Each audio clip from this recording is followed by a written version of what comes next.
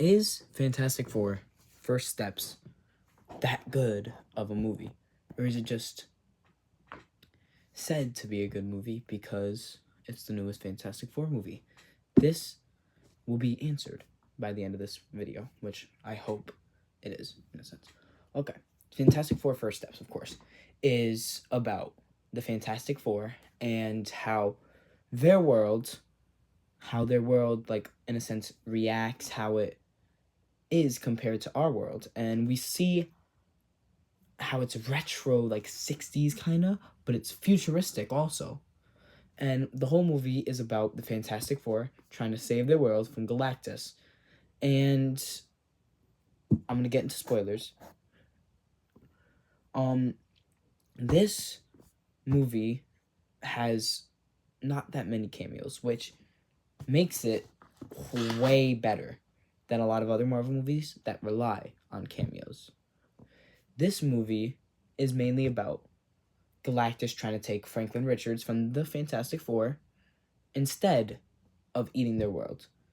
Because Franklin Richards is like this being of like eternity and like cosmic being that like has this so much power. And it just, that storyline is very good. But let me get onto each of the actors. Reed Richards is played by Pedro Pascal.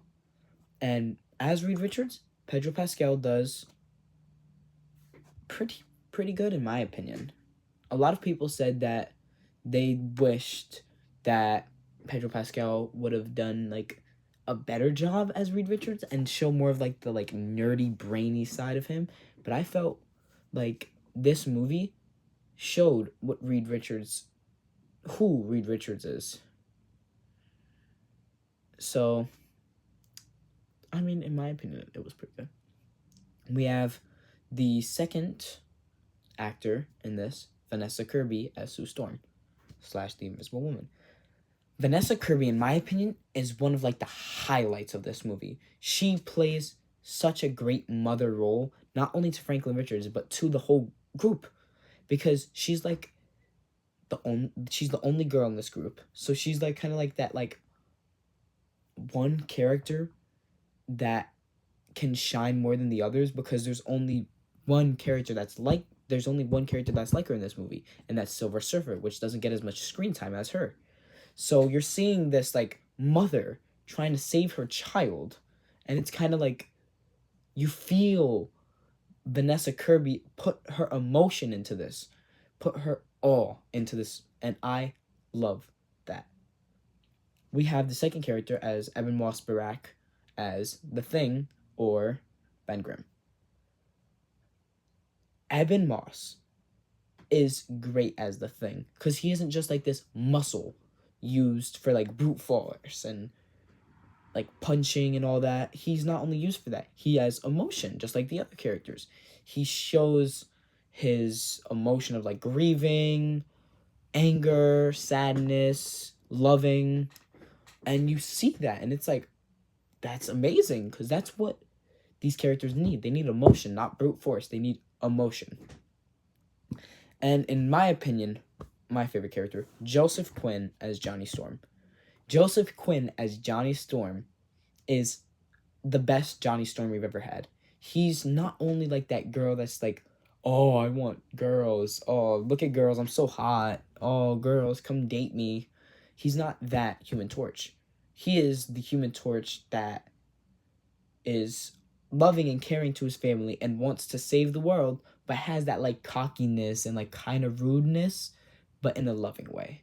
And that's what I love about him. And his dynamic with the group and Silver Surfer is just perfect, because you see that he loves the group, and that his like talks with Silver Surfer, you see the emotion between them, and I love that. Now we get on to Julia Garner as Shia LaBeouf, or Silver Surfer. Silver Surfer is the most menacing secondary villain of a Marvel movie I have ever seen. And she's like the biggest hater ever. Besides Joseph Quinn, Johnny Storm, she is just going through whatever it takes to go murk every single one of the Fantastic Four. And that's amazing. And I like how you see, like, that she's like, that's just a kid. Why are we gonna go kill him? Why are we gonna go consume this kid? He hasn't even been alive for a few months. And you see that she has emotion, but she has to hide those emotions because she's working with Galactus. Which, in my opinion, that is perfect for Silver Surfer, because you see that emotion that she brings, but it's not all just emotion, emotion. You see that she also just hides her emotions sometimes because she knows Galactus will do something about it. And Ralph Ensign as Galactus, as the last main character we will be saying. Wow. Galactus is like such a good villain in this movie. He's the best Galactus we've ever seen. He not only is like that character that's like he'll go through anything to get his main goal done, but he is just big, strong muscle, and like you see that he has emotion. He acts a certain way. You see that like in some scenes, like when he looks at Lady Liberty, because there's like a giant in their world that is Lady Liberty, or the Statue of Liberty. He looks at the Statue of Liberty. He grabs a piece of the ground and then smells it, because he's like seeing this earth, and he's taking it all in before he consumes the earth or consumes Franklin Richards. And you see that he's showing emotion, which not a lot of other Galactuses do. Well, the two other Galactuses, they don't really do that. And the Fortnite Galactus doesn't show emotion, and the Lego games don't really show emotion either. So, let's get on to the ending and end credit scene. The ending is like this big fight with Galactus, which they know they can't beat Galactus, so why not outsmart him by pushing him into a portal and trying to stop him from getting Franklin Richards. That whole thing happens, and Johnny Storm in this time is thinking of sacrificing himself. But right before he can sacrifice himself, Silver Surfer comes in and hits Galactus into the portal, which leads to him getting sent somewhere else with Silver Surfer. So this all ends with the Fantastic Four being good guys, and they all go back to the tower, and I think that's when the movie ends. There are 2 end credit scenes in this movie, and both of them, well, one of them absolutely sucks, so I won't be mentioning that one, which you can just search it up on YouTube if you want to see it. But the first one, because I watched this with my friend Matthew, and we had a lot of fun. The first one, we went crazy for. It shows Vanessa Kirby's Invisible Woman talking to Franklin Richards. And then she says, "Do you want a different book?" And he says, "Sure." So she goes to go grab him a different book. But then you hear this like glass breaking. And this theme starts playing, which we now know as Doom ? As in the credits. Very good music also. Very good like intro to Doom. And then, as I said before, Doom is shown. The cloak and everything looks perfect on him. The mask looks perfect. And I feel like this will be led up on in Doomsday. And I just thought this was perfection. End credit scene was perfection. So, let me get on to the ranking. Acting, I would give it a 9 out of 10. The acting was perfect. But some of the characters I felt like didn't have enough time to shine. Like Mole Man at like give me 1 second. What is his name? Paul Walter Hauser as Mole Man. He didn't get enough time to shine. I felt he had like 2 scenes. One of the scenes was just like 3 words, and the other one was just pretty much nothing really. And I felt that wasn't enough time for Mole Man, one of the biggest villains of the Fantastic Four. So I would give that 9 to an 8.5 out of 10. Okay, now on to scenery CGI. The CGI is pretty good in this movie, yes.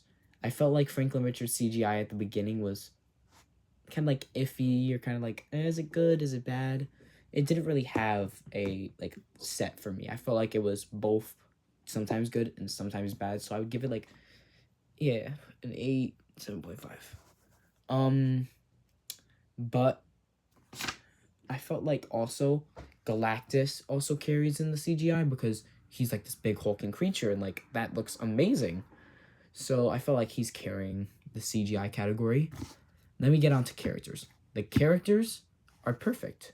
Every character acts like how they would in the comics, just like a bit different in a sense. And it makes that better because they're not just carbon copies of their comic book characters, which I love.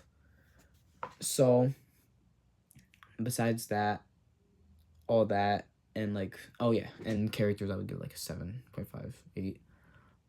Besides that, I felt like the whole movie altogether was perfect.